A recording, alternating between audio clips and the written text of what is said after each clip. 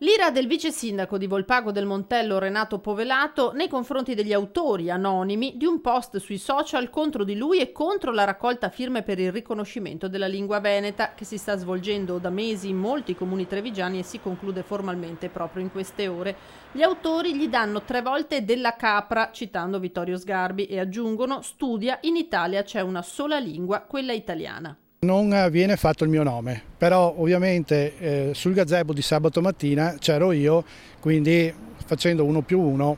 il risultato penso che la persona indicata da questo post sia io. Anche se non sono io, comunque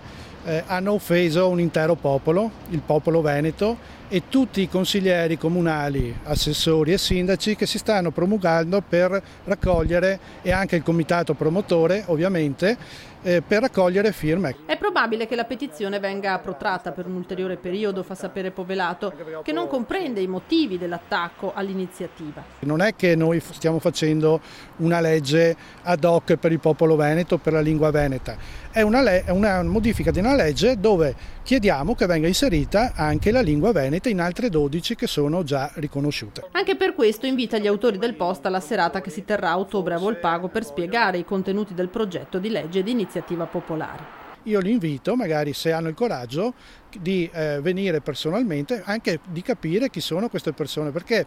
quello che ho trovato veramente brutto è attaccare delle persone magari che